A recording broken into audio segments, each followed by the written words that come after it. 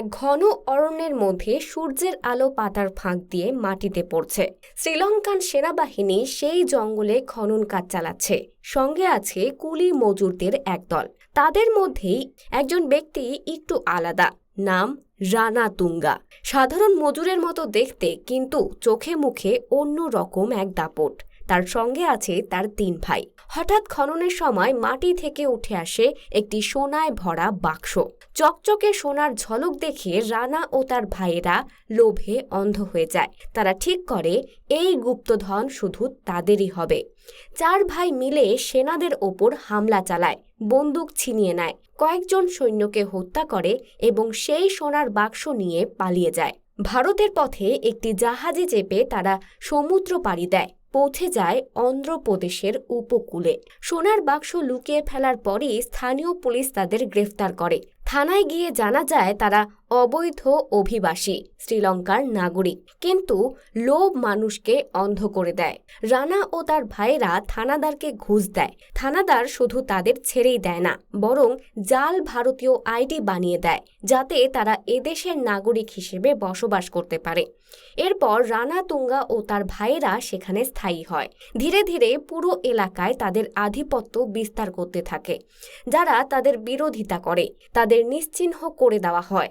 বছর পেরোতে পেরোতে রানা তুঙ্গার নিয়ন্ত্রণে চলে আসে একের পর এক গ্রাম। তার নাম শুনলেই মানুষ কেঁপে ওঠে। এরপর ৩৫ বছর পরের দৃশ্য দেখানো হয়। নতুন দিল্লি। ভারতের রাষ্ট্রপতি বসুন্ধরা রায়কে হঠাৎ অফিসে ডাকা হয়। সেখানে তাকে একটি রহস্যময় পার্সেল দেওয়া হয়। পার্সেল খুলতেই তার চোখ মুখ শুকিয়ে যায়। ভেতরে আছে কয়েকজনের কাটা আঙুল আর একটি চিঠি। চিঠিটি লিখেছে একটি 8 বছরের মেয়ে। সে তার স্কুলের বই থেকে শিখেছে প্রেসিডেন্ট অফ ইন্ডিয়া সবচেয়ে শক্তিশালী, তাই সে এই চিঠি লিখেছে। মেয়েটি লিখেছে, আমাদের গ্রামের শেষ আশা আপনি। আমাদের গ্রামের মানুষ গুন্ডাদের অত্যাচারে এত ভেঙে পড়েছে যে এবার তাদের কাটা আঙুল পাঠিয়েছে। কিন্তু যদি এবারও সাহায্য না পাই, তাহলে তাদের মাথা পাঠাবে। চিঠি পড়ে বসুন্ধরা রায় মর্মাহত হন। একটি নিরীহ শিশু যখন সব আশা হারিয়ে দেশের সর্বোচ্চ ব্যক্তির কাছে অভিযোগ জানায়, তখন বুঝতে হবে এটা শুধু একটি গ্রামের সমস্যা নয়, এটা মানবতার সংকট। তিনি তৎক্ষণাৎ সিবিআই অফিসার সত্যমূর্তিকে ডাকেন। বিশেষ ক্ষমতা দিয়ে তাকে গ্রামে পাঠান সত্য উদ্ঘাটনের জন্য। এবার গ্রামের ভয়াবহ বাস্তবতা দেখানো হয়। যেখান থেকে চিঠিটি এসেছিল, দেখা যায় যে সব যুবক আঙুল পাঠিয়েছিল, এখন তারা মৃত। রানা তুঙ্গা ও তার লোকেরা সবাইকে হত্যা করেছে। পুরো গ্রাম যেন মৃত্যুর নীরবতায় ডুবে আছে। এই ভয়ের মধ্যেই গ্রামে পুলিশ স্টেশনে যোগ দেয় সাব ইন্সপেক্টর বিজয় লক্ষ্মী। সে যখন হত্যাকাণ্ডের খবর পেয়ে গ্রামে যায়, তখন বুঝতে পারে এই সব কিছুর পেছনে কারণ রানা তুঙ্গাই। বিজয়লক্ষ্মী সিদ্ধান্ত নেয় এই ভয়ের অবসান হবে। সে তার পুলিশ টিমকে ডাকে রানা তুঙ্গাকে গ্রেফতারের জন্য।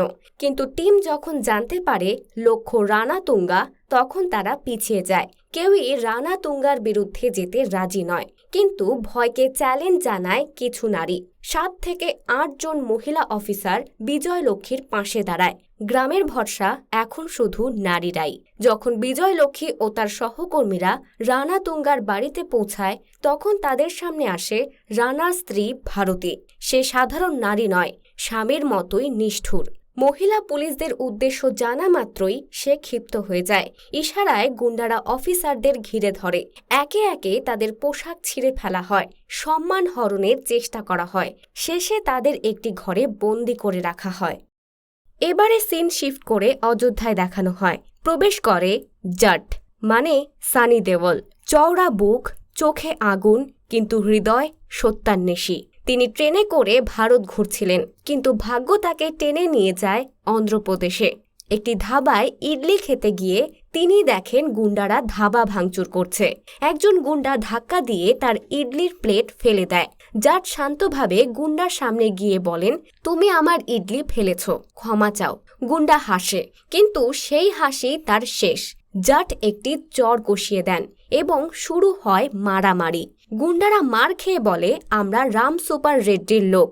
জাট বলেন, এখন তোমাদের বস রাম সুপার রেড্ডিকে বলো সে যেন আমার কাছে ক্ষমা চায়। জাট রেড্ডির বাড়িতে গিয়ে দেখেন তার মেয়ের দেখাদেখি চলছে, আর অন্যদিকে রেড্ডির লোকেরা বস্তা দিয়ে টাকা গুনছে। জাট রেড্ডিকে ক্ষমা চাইতে বলায় রেড্ডি হাসাহাসি করে গুন্ডাদের লেলিয়ে দেয়, কিন্তু 10 মিনিটের মধ্যেই তার ঘর রণক্ষেত্রে পরিণত হয়। জাট একাই রেড্ডি সহ সব গুন্ডাকে পিটিয়ে দেয়। মার খেয়ে রেড্ডি বলে, তুমি জানো না আমার বস কে? জাট বলে, কে তোমার বস? রেড্ডি বলে, সোমলু। জাট বলে, তোমার বস সোমলুকে বলো এবার সে ক্ষমা চাইবে। সোমলু একটি সরকারি অফিসে জাল স্ট্যাম্প পেপারে অফিসারদের দস্তখত নিচ্ছিল।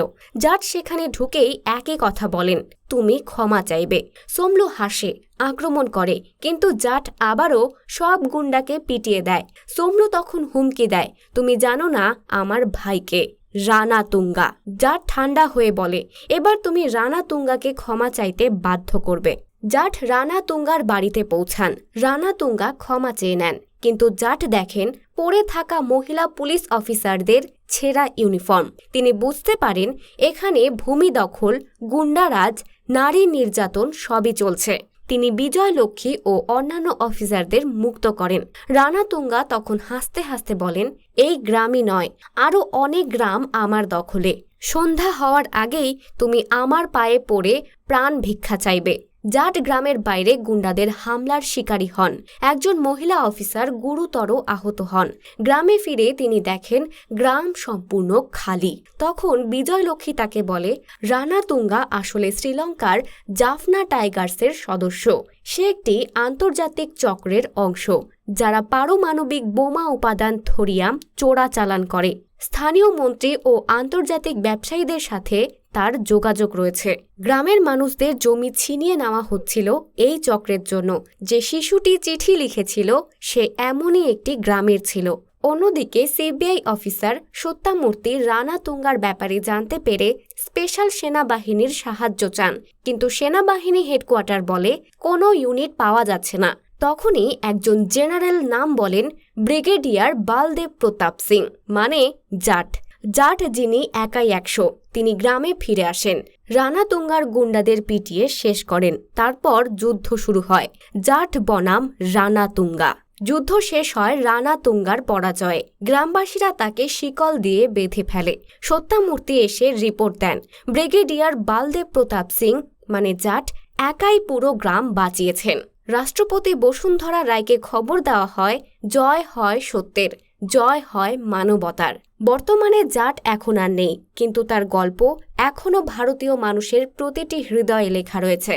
তো বন্ধুরা, কেমন লাগলো মুভিটি অবশ্যই কমেন্ট করে জানাবেন। সাথে জানাতে পারেন আপনারা পরবর্তীতে কোন ভিডিওর এক্সপ্লেনেশন শুনতে চান। আমরা চেষ্টা করব সেই মুভি এক্সপ্লেনেশন নিয়ে আবার একটি নতুন ভিডিও বানানোর। সাথে চ্যানেলটি সাবস্ক্রাইব করে রাখবেন যেন পরবর্তী ভিডিও নোটিফিকেশন সবার আগে আপনার কাছে পৌঁছয়। কে ভালো থাকবেন, সুস্থ থাকবেন।